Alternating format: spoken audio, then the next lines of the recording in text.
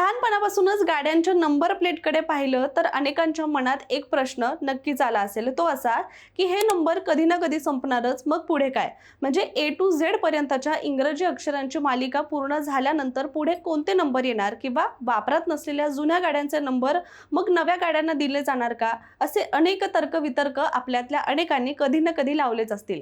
पण आता याच प्रश्नाचं उत्तर आपल्या समोर आलंय, कारण दोन इंग्रजी अक्षरांची सध्याची सिरीज संपत आल्यामुळे पुढील टप्प्यात 3 इंग्रजी अक्षरांची नवी सिरीज सुरू करण्यात येणार आहे आणि याची सुरुवात पुणे शहरातून होणार आहे. त्यामुळे पुढील काही दिवसातच पुणे शहरामध्ये 3 अक्षरांची नवी सिरीज सुरू होऊन वाहनांवर मोठी नंबर प्लेट आपल्याला पाहायला मिळू शकते. पण ही सगळी प्रक्रिया नेमकी कशी काम करते आणि काय आहे हा नवा निर्णय, या सगळ्याबद्दलच आज आपण सविस्तर व्हिडिओच्या माध्यमातून बोलणार आहोत. त्यामुळे हा व्हिडिओ तुम्ही शेवटपर्यंत नक्की बघा. नमस्कार, मी रामेश्वरी आणि तुम्ही पाहताय कट टू कट.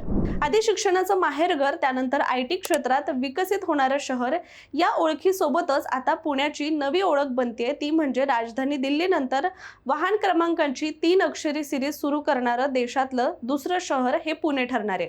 तर महाराष्ट्रात हा प्रयोग पहिल्यांदाच होतोय.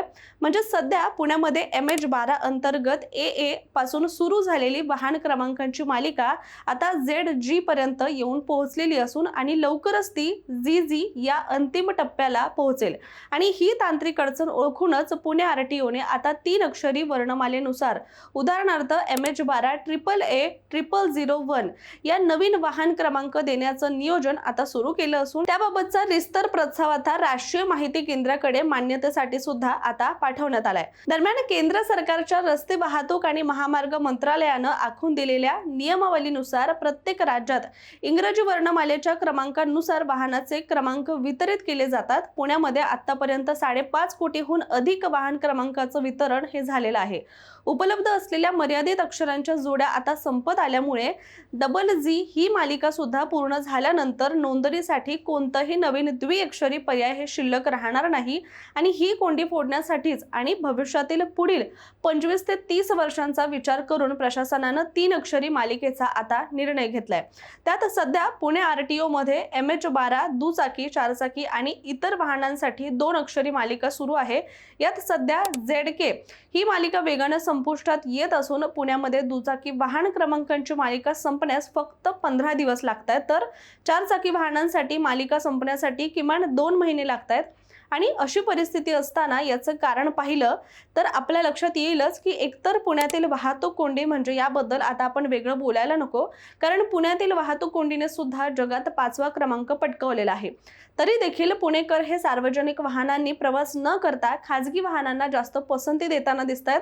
आणि याचं वास्तव सुद्धा तितकंच गंभीर आहे. जसं की पुण्यातील सार्वजनिक वाहतूक व्यवस्था सक्षम नाही, म्हणूनच पुणेकरांचा कल जास्त खाजगी वाहनांकडे असल्याचं पाहायला मिळतंय. विशेषतः दसरा, दिवाळी आणि गुढीपाडवा यांसारख्या मोठ्या मुहूर्तांवर पुण्यामध्ये होणारी वाहनांची विक्रमी विक्री, म्हणजे त्यातही सध्या शहरामध्ये 43,55,380 पर्यंत हा आकडा पोहोचला असून त्यामध्ये 30 लाख दुचाकींचा समावेश आहे. आणि त्यात दर महिन्यामध्ये यामध्ये अधिक वाढ होत असल्याचं सुद्धा म्हटलं जात आहे.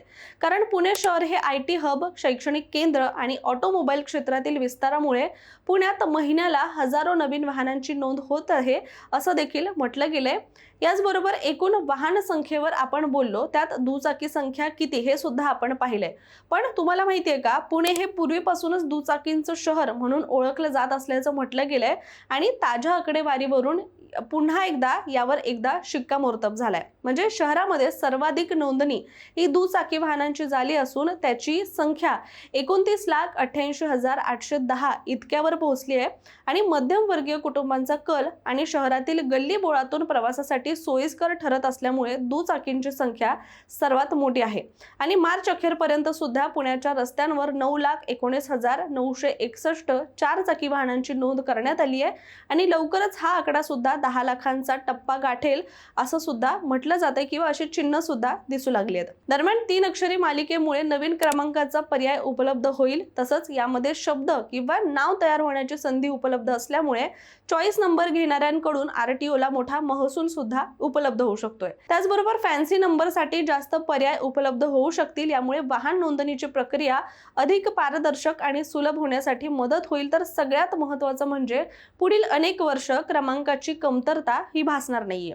याबद्दल प्रादेशिक परिवहन अधिकारी अर्चना गायकवाड यांनी अधिकृत माहिती दिली आहे। शिवाय पुढे त्या असंही म्हणाल्या की राज्य परिवहन विभागाच्या मान्यतेनंतर ही नवीन प्रणाली सारथी आणि वाहन या संगणकीय प्रणालीमध्ये समाविष्ट केली जाईल।